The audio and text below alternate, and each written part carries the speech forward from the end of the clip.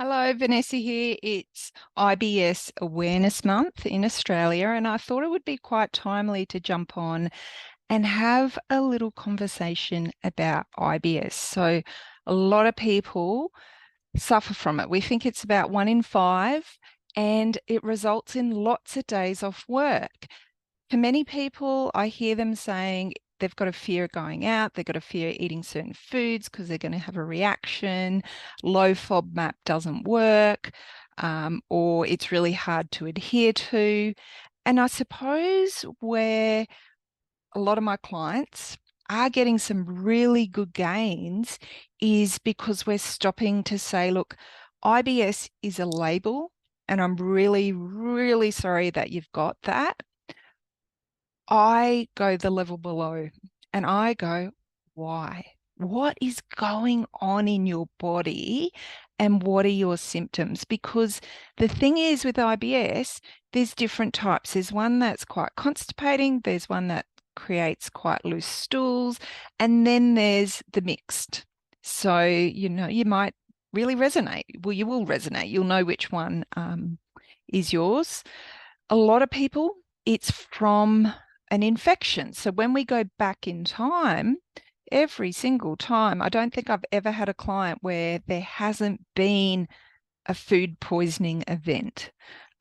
So what we know from that is there's been an infection and the gut has flared up, and for whatever reason, there's been an imbalance that's left behind in the microbiome. So a lot of my clients do get a lot of success because we take what's called a bio-individual approach, where if you've tried lots of things and you've done lots of things and seen lots of people, but you haven't done a gut test, then that might be the next best step to get some real specificity on what's going on in there. Are there enough good bugs? Are there too many bad bugs? Do you have what we call leaky gut, which I'm going to go through in another video? Can you digest your fats? What's looking like your enzymes? What's the lining of your gut like? Super comprehensive. If you haven't done that, then that might be a good first step. For if you're listening and you're saying, well, I'm new to this, what's low FODMAP? I haven't done that. Then look, changing up your foods might be a good first step, as well as working on a few lifestyle changes as well. So doing some stress and relaxation activities can really help the gut as well. Deep breathing is powerful.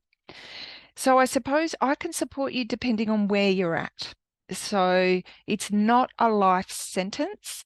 And to be honest, it needs to be addressed because the microbiome is the center of our health. And being constipated is not good because you're recycling toxins. And if you're constipated, then we know that something's going on in there and we've got to work out why. If you've got chronic diarrhea, you are not absorbing your nutrients. So my guess is you're pretty exhausted. Usually both people in both groups are exhausted because the toxin reabsorption from the constipation is very exhausting as well. But if you've got the loose stools, then you're not absorbing your nutrients. So it doesn't matter what you eat, your body's just getting rid of it. And so that's not a good thing either. So to regain health, let me know. Get in contact. I'll put a link below on how to make a booking. And I suppose it's about what I do when I work with clients is I work through, is it a mild, medium, or hot approach? And I had a client sit in front of me, would have been a couple of years ago now, I'd say, because she got married last year. So I think it was at the end of the year before. And she had a really, really high pressure job and this chronic severe diarrhea. So when she was faced with particular incidents at work, she'd get the diarrhea. And she said, look, my goal is I don't want to have diarrhea on my wedding day. So that was the goal. It was like, right, let's do this. Let's work out what we've got to do to help. So she did do the gut test because it's called a GI map because she wanted that detail and she wanted to take really deliberate action because she'd tried lots of things over the years, self-help, and it hadn't helped. It'd taken the edge off and it had helped sometimes, but there was still this undercurrent of diarrhea that would pop up. So we got the gut test results back, and it was really obvious what was going on for her. So we had a really targeted plan. It was about, from memory, I'm trying to remember, 3 or 4 months of working through her protocol. And each month we'd revise it and make changes. And she was delighted. She was like, not only did she not have diarrhea on her wedding day, she wasn't bloated. And she was like, wow, that was a huge bonus that she didn't expect.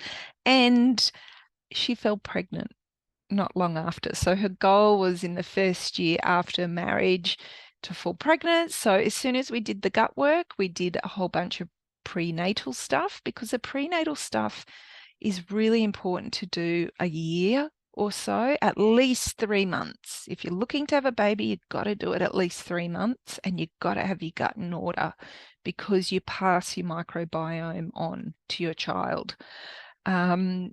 So we started the prenatal work, and then she fell pregnant naturally a couple of months after the wedding. So she was thrilled. So there's a gorgeous story for you to end our conversation today on IBS.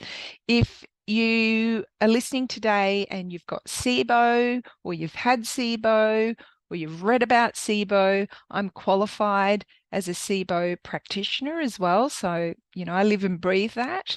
I thought I'd just mention it at the end because a lot of people don't know what SIBO is, but SIBO and IBS usually I see quite closely together. Not always, but yeah, I do see them hand in glove, as the saying goes.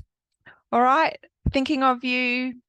IBS Awareness Month is a great month to get the word out, so I hope this helps. Please share it. So if you're in other forums, if you've got friends who you think would benefit from hearing this, please forward it on to them.